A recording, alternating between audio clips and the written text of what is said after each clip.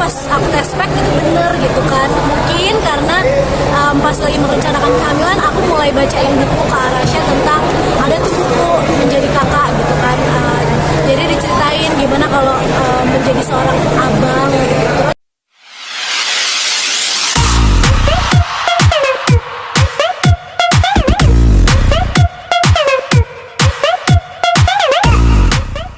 Jika bawain dulu ya.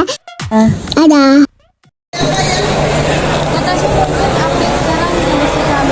Sejak usia berapa sih? Alhamdulillah udah masuk 7 bulan, lumayan up nih. Alhamdulillah semuanya sehat-sehat. Tapi ada mual atau damai terus? Emang kehamilan kedua ini beda banget sih sama pas aku hamil yang pertama pas Arasya. Kalau sekarang mungkin karena anak cewek ya, jadi di trimester pertama mual muntah parah. Terus sekarang lebih cepet capek, lebih mageran. Ngidamnya juga beda. Kalau pas Arasya lebih banyak ngidam yang pedes-pedes, nggak suka manis. Kalau sekarang kebalikannya. Malah tadinya pas kalau nggak hamil aku nggak suka manis, sekarang suka banget makan manis ya. Bisa dilihat dari pipinya udah mulai melebar, hidung udah mulai lebar ya kan. Jadi gimana waktu tahu anak kedua ini perempuan, gimana tuh? Alhamdulillah seneng banget sih ya, karena udah pas lah ya gitu ada anak laki-laki, terus insya Allah anak kedua juga perempuan, jadi ngerasa lengkap gitu. Cuman emang dari awal sih walaupun apa ya diusahakannya ya pengennya anak perempuan, tapi enggak juga sih, maksudnya sedikasihnya Allah aja gitu. Begitu tahu ternyata sesuai dengan ekspektasi gitu, alhamdulillah seneng banget. Berapa kilo mungkin? Sekarang aja udah naik 10 kilo ya. Mohon maaf nih baru 7 bulan.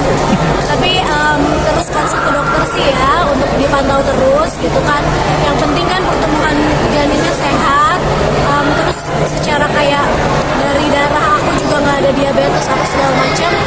Udah dijalanin aja gitu kan. Nanti kita dilihat pas udah lahirnya. Arasya sendiri gimana ini menyambut adanya? Ya dari pas awal hamil justru dia kayak waktu itu aku bahkan belum tahu hamil, dia duluan yang bilang kayak gini, mama di perut mama tuh udah bukan makanan lagi, isinya ada baby loh. Dia bilang kayak gitu. Ternyata kayak minggu depannya pas aku tes pack itu bener gitu kan. Mungkin karena pas lagi merencanakan kehamilan aku mulai bacain buku ke Arasya tentang ada tuh buku menjadi kakak gitu kan.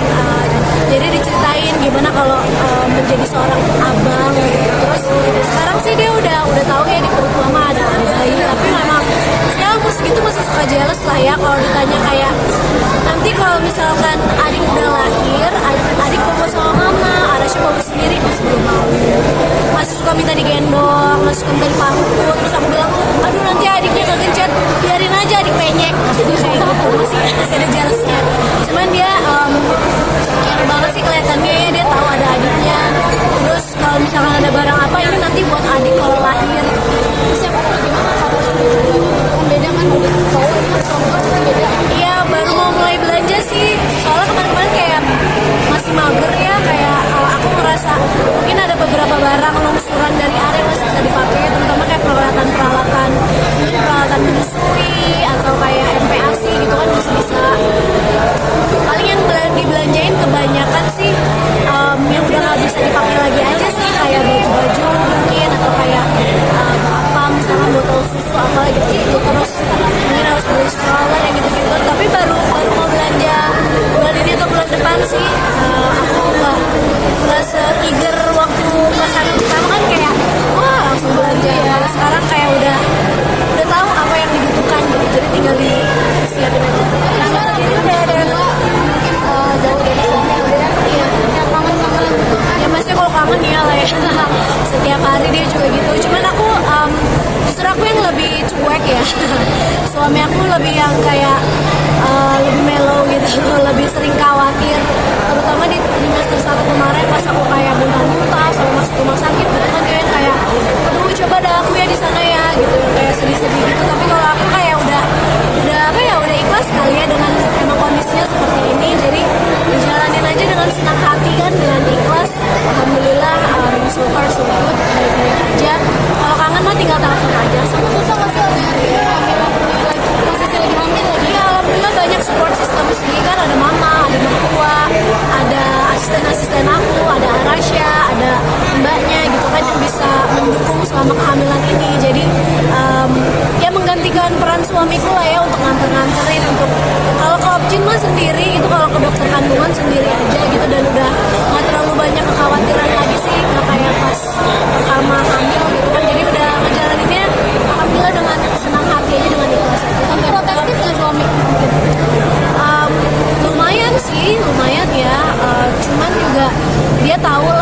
tahu yang terbaik juga buat kehamilan aku. Dia tahu kayak aku udah banyak mempelajari dari mulai secara sainsnya, secara psikologisnya seperti apa, handling toddler gitu. Dia lebih ke kangen mungkin, dan lebih kayak ke pengen ada sama aku sebenarnya gitu. Cuman aku selalu ingetin, ya udah insya Allah bentar lagi kan selesai kuliahnya, jadi semangat terus. Kapan pulang sih kan? Insya Allah mendekati lahiran bulan-bulan Desember gitu. Di sekolah kan ada situasi gitu. Iya itu anak ya, anak aku FYI suka banget kipas angin. Dia tuh gak suka sekolah, jadi dia tuh emang tipe anak yang kayak attached banget sama aku. Mungkin karena memang selama ini banyak diurus sama aku, terus apalagi papanya jauh kan, jadi tempat teramannya adalah aku. Kalau disuruh kayak berpisah gitu, kayak ke sekolah gitu tuh dia kayak sedih banget.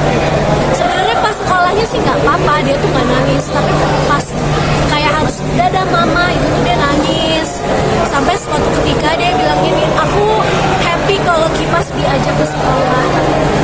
Jadi ya udah kita coba bawa kipas. Semenjak itu dia udah nggak pernah nangis lagi ke sekolah. Dan alhamdulillah gurunya juga bolehin sih. Sekolahnya kan cukup lama ya, dari jam setengah 9 sampai jam 12. Aku juga tanyain sih ke gurunya itu gimana kalau di kelas nanti dia malah main kipas lagi, nggak mau memperhatikan pembelajaran. Padahal juga sekolahnya main doang. Tapi kata gurunya enggak kok bu, di kelas Arasha tetap main sama teman-temannya, tetap mau ngikutin activity seharian. Nanti kalau ada free time baru kita bolehin main kipas. Sisanya Arasha cuma taruh kipasnya di pojokan aja gitu. Yang penting kayak mungkin ada temennya gitu kali ya dari rumah yang dibawa. Oh, ada apa sih tuh? Bisa Awalnya gimana? Itu aku udah sering ngulang-ngulang deh kayaknya. Dilihat di YouTube sama di Instagram aku.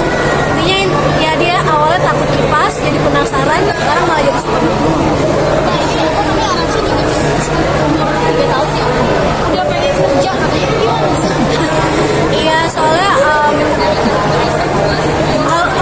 dia suka nanya kan kayak kerja, mama kerja biar apa, biar dapat uang. Kalau misalkan kita dapat uang, kita bisa beli yang kita mau, kita bisa beli.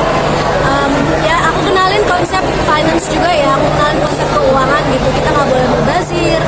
Ada makanan di rumah ini karena mama kerja, Arasha punya kipas misalkan, Arasha punya TV di rumah, bisa nonton TV karena mama sama papa kerja. Kalau kita kerja dapat uang.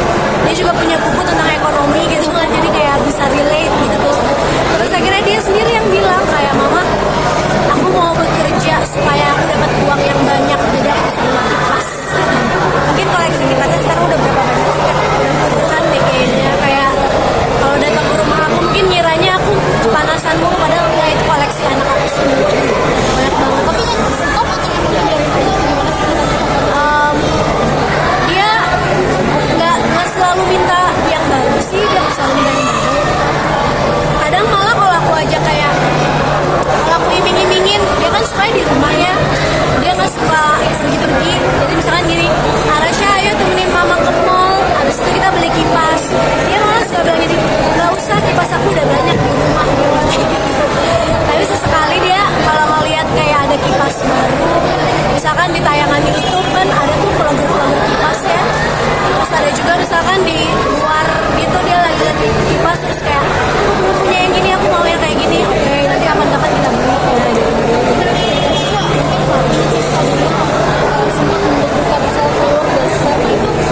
Aku self love nggak aku sih, cuma sebenarnya.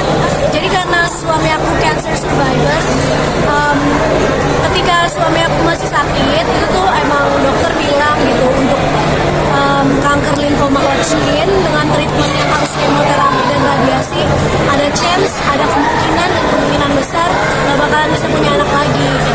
Itu sih juga nggak terlalu mikir yang kayak harus punya anak lagi gitu kan, udah ada anak juga. Yang penting suamiku sembuh dulu. Cuman tetap aja ya kita kan kayak optimis hidup dengan umur yang panjang, Randinya bisa sembuh lagi. Dan dari dulu memang pengennya ya kita bisa grow our family gitu kan, bisa punya adik gitu kan, lebih dari satu anak lah. Nah akhirnya kita memutuskan, dokter juga nyaranin untuk melakukan namanya observasi fertilitas, fertility preservation, atau kayak apa ya, melestarikan fertilitas. Dan salah satu caranya adalah dengan sperm freezing. Jadi sperm freezing, spermanya dibekukan untuk bisa dipakai nanti kalau misalkan aku harus bayi tabung. Waktu itu memang agak prosesnya lumayan, maksudnya aku decisionnya harus cepat karena kan Rani udah harus segera treatment. Jadi kayak seminggu sebelum kemo, sebelum treatment dilakukan, kita lakukan sperm freezing dulu untuk berjaga-jaga aja sih. Tapi alhamdulillah ternyata setelah Rani sembuh, kita sempat cek kesuburan lagi. Alhamdulillah ternyata masih subur gitu. Dokternya juga kaget, bahkan kayak lebih subur daripada yang udah ditabung gitu. Mungkin karena dia hidup sehat juga dan segala macam kali ya. Jadi alhamdulillah kata dokter kita dicoba alami dulu dan alhamdulillah kita bisa alami gitu tanpa harus bertanya. Nanti yang spermanya itu masih disimpan Masih disimpan. Kalau memang kita decide ini udahlah 2 anak aja, kayaknya habis itu nggak dilanjutin penyimpanan. Tapi emang beneran punya anak sih atau 2. Apalagi setelah hamil yang ini aku muntah-muntah udah 2 aja deh insya Allah. Oke, sama-sama.